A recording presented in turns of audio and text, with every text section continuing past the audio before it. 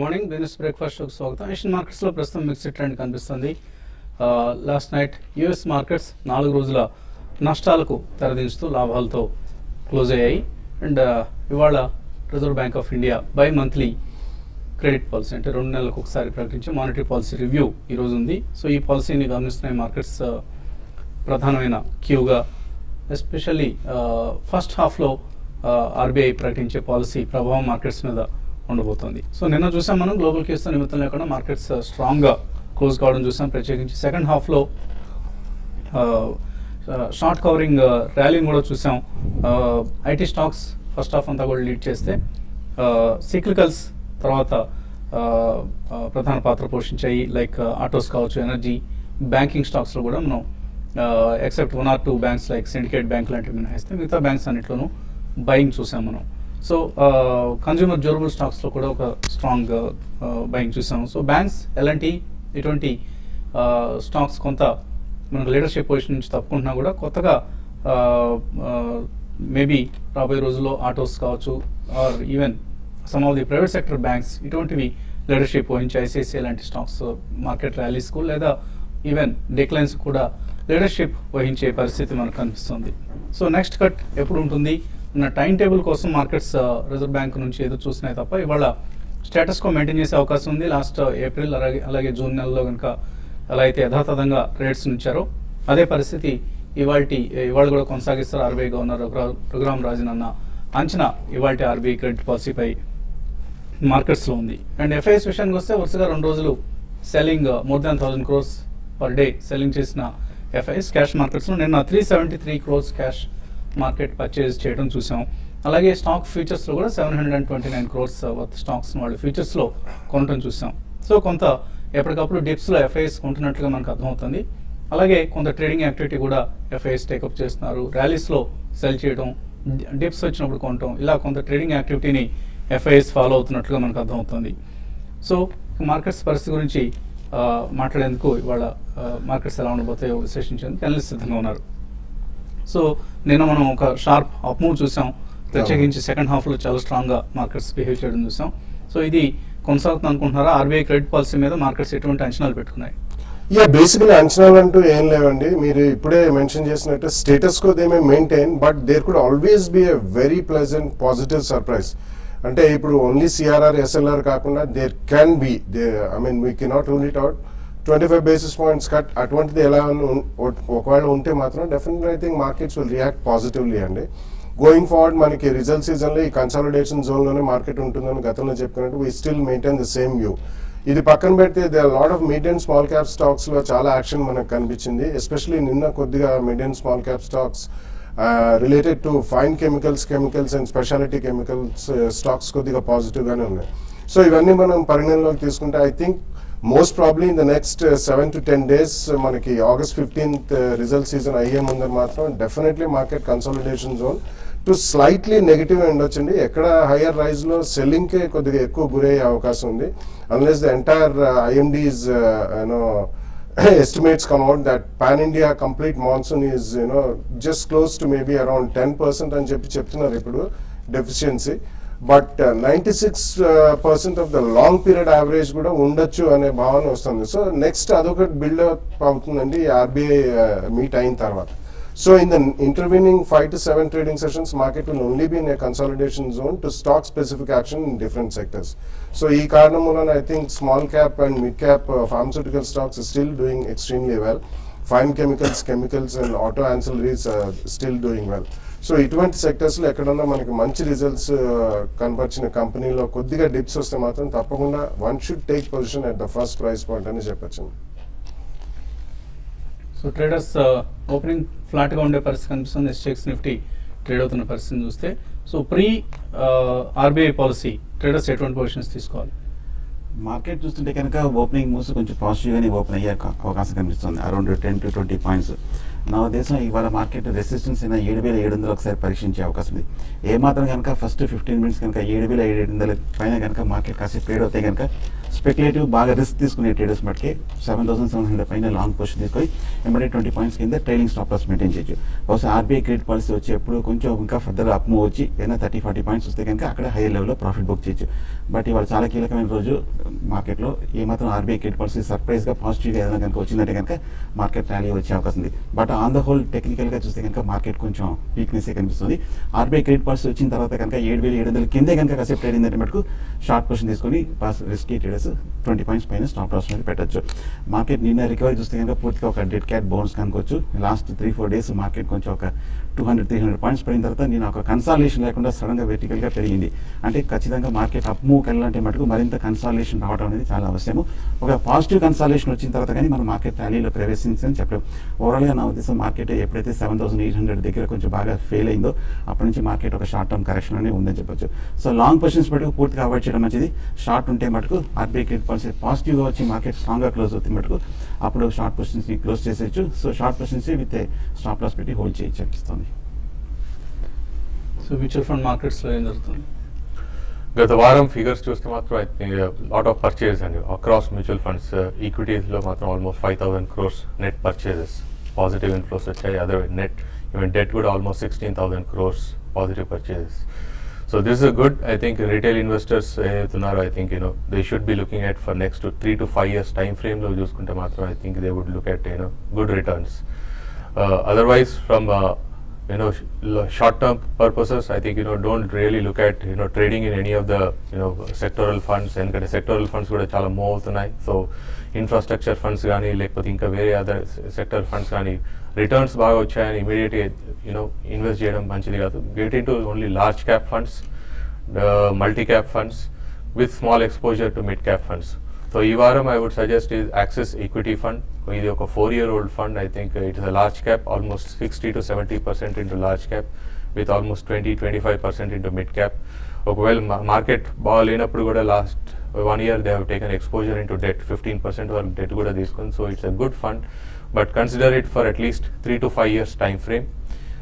You have good companies into this portfolio and మంచి companies, Sanofi India, CMC, ఇటువంటి small cap mid cap companies కూడా ఉన్నాయి. So you can look at for next 3 to 5 years time frame. If you are not looking at lump some, look at it at least at SIP route for next 3 to 5 years. ఎన్ని callers లైన్లో ఉన్నారు? First caller Srinivasarao Hyderabad నుంచి. Hello, నమస్కారం అండి. నమస్తే అండి, అడగండి. Sir Bal pharma long term లో పెట్టుకోవచ్చా? బాల్ ఫార్మా లాంగ్ టర్మ్ కోసం ఎలా ఉంటుంది? It's a very micro cap stock అండి. యాక్చువల్లీ వాళ్ళది they purely formulations and toll making company అంటారు. They make formulations for XYZ companies. వాళ్ళు డైరెక్ట్ బ్రాండెడ్ ఫార్ములేషన్స్ అంటే ఏ మార్కెటింగ్ లేదు. సో ఈ కారణం వలన రీసెంట్ టైమ్స్లో మనం చూస్తే చాలా small cap pharma companies, I think large cap companies are trying to slowly take some exposure as a strategic investor. Mergers and acquisitions అనేవి కూడా అయ్యే ఛాన్స్ ఉంది. ఈ ఒక కాంటెక్స్ లో Bal pharma may move up. It's a very micro cap small company with reasonably okay fundamentals. కాబట్టి మీరు ఒకవేళ ఇటువంటి స్టాక్స్ లో తీసుకున్న లిక్విడిటీ ఒకటి గమనించాలండి. Secondly, if you make about 15-20% profits in about 6 months to 12 months, you should always book your profits అండి. తర్వాత కాలర్ లైన్లో ఉన్నారు, వంశీ విజయవాడ నుంచి. హలో, గుడ్ మార్నింగ్ వసంత్ గారు. గుడ్ మార్నింగ్ బాలా గారు. సార్ నా దగ్గర జమ్మూ కాశ్మీర్ బ్యాంక్ 1700 లో నేను స్టాక్ ను హోల్డ్ చేస్తానండి. అలాగే డాక్టర్ డాక్స్టన్ ల్యాబ్స్ వచ్చి 17 రూపీస్ లో ఉన్నాయి. జెన్సిస్ ఇంటర్నేషనల్ వచ్చి 70 రూపీస్ లో ఉన్నాయి సార్. ఈ 3 స్టాక్స్ గురించి కొంచెం చెప్పగలరా sir? JNK bank, doctor Datsons. JNK Bank, definitely I would say retain it and because in the last 2-3 years, especially one good thing that happened was at least గతంలో ఉన్నంత మనం టెర్రరిస్ట్ యాక్టివిటీ కానీ అవన్నీ కూడా కొద్దిగా తగ్గడం చూసాం. So JNK Bank predominantly offers from Jammu and Kashmir and ఇతరత్ర వాళ్ళకి నార్త్లో కొద్దిగా ప్రెజెన్స్ ఉంది. Fundamentally it's a very strong bank అండి. మధ్యలో ఏదో 1-2 చిన్న వార్తలు వచ్చాయి, దాని మూలన కొద్దిగా it took A reaction. But it's a strong bank. I think you should continue to hold that bank over the next 12 to 18 months to 2 years minimum. So వాళ్ళు కొద్దిగా ఎన్పిఎస్ ని రాంగ్ గా రిపోర్ట్ చేశారు వార్తలు రావడం, ఆ నేపథ్యంలో స్టాక్ బాగా కరెక్ట్ అయింది. So I think definitely going forward అవన్నీ కూడా automatically over the next 2-3 years adjust అవుతాయండి. And business wise they are doing reasonable. North లో కూడా they are making their presence felt in across the north Indian cities also. What about doctor Datsons? Datsun, I think definitely you should, అంటే already మీరు hold చేస్తున్నా spurts లో I think you should come out అండి, because a lot of corporate governance issue attach to it. గతంలో దీని పేరు Shri Anjaneya life care. So please do not chase such stocks, ఎందుకంటే ఇది ఆల్మోస్ట్ అబౌట్ 700-800 రూపీస్ నుంచి it is come down to below 20 rupees. So ఇటువంటి స్టాక్స్ గ్రాడ్యువల్లీ కొద్దిగా మూవ్ అయినా more of a speculative activity rather than fundamentals. I think you should avoid such stocks. మరిన్ని calls తీసుకుపోయే ముందు కాసేపు విరామం.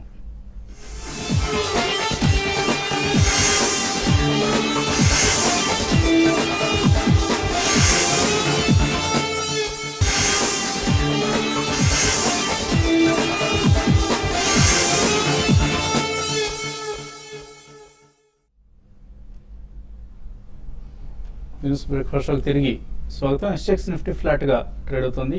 మేబీ ఒక ఫ్లాట్ ఓపెనింగ్ బహుశా ఇవాళ మన మార్కెట్స్లో చూసే అవకాశం కనిపిస్తుంది. అనిల్ కుమార్ తర్వాత కాలర్ లైన్ ఉన్నారు. Hello sir. అడగండి అనిల్. సార్ వర్ధమాన క్యాపిటల్ను తర్వాత పనాసి బయో షారోన్ బయో. వర్ధమాన క్యాపిటల్ 19 రూపాయలు తీసుకున్నాం సార్, అది ఎలా ఉండొచ్చు? పనాసి బయోను షారోన్ బయో గురించి చెప్పండి.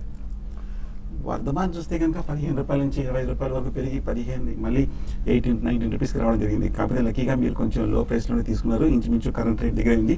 బహుశా కరెక్షన్ పూర్తయి మార్కెట్లో ఇప్పుడు లాస్ట్ ఒక 1 వీక్ వర్ధమాన్ యాక్రిలిక్స్ కొంచెం కన్సాలేషన్ జరుగుతుంది.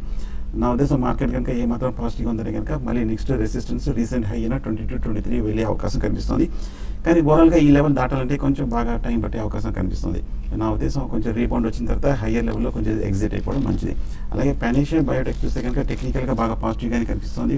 బాగా బుల్ రన్ 100 రూపీస్ తర్వాత 190 రూపాయలు పెరిగిన తర్వాత హై లెవెల్లో కొంచెం బాగా కరెక్షన్ వచ్చిన తర్వాత కూడా ఈ స్టాక్ బాగా పటిష్టంగానే ఉందని చెప్పొచ్చు. నా ఉద్దేశం కొంచెం హోల్డ్ చేయండి, డెఫినెట్గా బులిష్గానే కనిపిస్తుంది. అలాగే షారోన్ బయో చూస్తే కనుక టెక్నికల్గా బాగా బేరిష్గా ఉంది. ఈ మధ్య కొంచెం లాస్ట్ 1 మంత్గా మార్కెట్ రికవరీలో స్వల్పంగా పెరుగుతోంది. నా ఉద్దేశం ఇది ఒక బేర్ మార్కెట్లో షారోన్ బయో ఒక రిలీఫ్ ర్యాలీ కనిపిస్తుంది. హై లెవెల్ ఎగ్జిట్ అయిపోవడం మంచిది. తర్వాత కాలర్ హైదరాబాద్ నుంచి రాజేంద్ర ప్రసాద్. Hello sir. నమస్తే సార్. నమస్తే, అడగండి సార్. అడగండి సార్ పాండే ఆక్సైడ్స్ ఇప్పుడున్న రేట్లో తీసుకోవచ్చా సార్? పాండి ఆక్సైడ్స్ ఏంటి కంపెనీ గురించి బాగా స్టడీ చేశారా? హలో ఓకే అండి. పాండి ఆక్సైడ్ యా చెప్పండి. ఇచ్చారు సార్ నిన్న. ఏమండి కుటుంబరావు ఓకే, కుటుంబరావు రికమెండ్ చేసిన దాన్ని మళ్ళీ మాతో రీచెక్ చేద్దాం అనుకుంటున్నారు. అది ఆయన ఎంతో స్టడీ చేసిన తర్వాత నార్మల్గా రికమెండ్ చేస్తుంటారండి. సో మీరు దాన్ని నెక్స్ట్ డేనే రీచెక్ చేసి ఇంకొక అనలిస్ట్ సెకండ్ ఒపీనియన్ తీసుకొని చేయాల్సినటువంటి అవసరం లేదు. ఇదేమి మన మెడిసిన్ కాదు. సో ఎవరు బాగా రీసెర్చ్ చేసి స్టడీ చేస్తారనుకుంటే వాళ్ళతోనే మనం రికమెండేషన్స్ ఇప్పిస్తుంటాం. బాలాగారు కావచ్చు, కుటుంబరావు కావచ్చు, వీళ్ళందరూ ఎక్స్పర్ట్స్. వాళ్ళ ఒపీనియన్ని మరీ నెక్స్ట్ డేనే డౌట్ చేయడం కరెక్ట్గా లేదు. ఆయన రికమెండ్ చేస్తారంటే తప్పనిసరి కొనుగోలు చేయండి. ఆయన చెప్పిన టైం పీరియడ్ వరకు వెయిట్ చేయండి. కాకపోతే మరి 2 రోజుల్లోనూ 3 రోజుల్లోనూ రిజల్ట్ రావాలంటే రాదండి. తర్వాత కాలర్ లైన్లో ఉన్నారు హనుమంతరావు. హలో అడగండి హనుమంతరావు గారు. అడగండి హనుమంతరావు.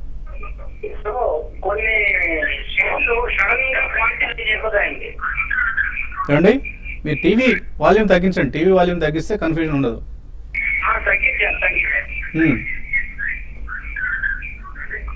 ఓకే, ఆయన ప్రస్తుతం మనకు సరిగా అర్థం కావట్లేదు. కాల్ కూడా కట్ అయింది. టీవీ వాల్యూమ్ ఎక్కువ పెట్టడం వల్ల రీసౌండ్ వస్తుంది మనకి.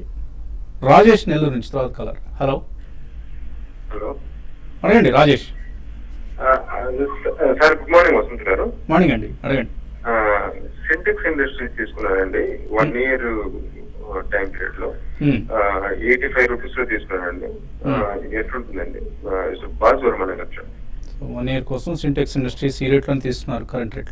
నో ప్రాబ్లం అండి, డెఫినెట్లీ రిటర్న్ చేయమంటాను. ఎందుకంటే లాస్ట్ 15 days to 20 days లో you have seen crude oil correction, massive correction అనే చెప్పొచ్చు. మనం రీసెంట్ టైమ్స్ లో ఇంత మనకి అవుట్ సైడ్ గల్ఫ్ లో సంక్షోభం ఉన్న యుక్రెయిన్ ప్రాబ్లం ఇవన్నీ వచ్చాయని క్రూడ్ కరెక్షన్ అనేది it's a great stuff for Sintex. Sintex is one of the largest plastic processors in the country అండి, వన్ ఆఫ్ ద టాప్ 3 అని కూడా చెప్పొచ్చు.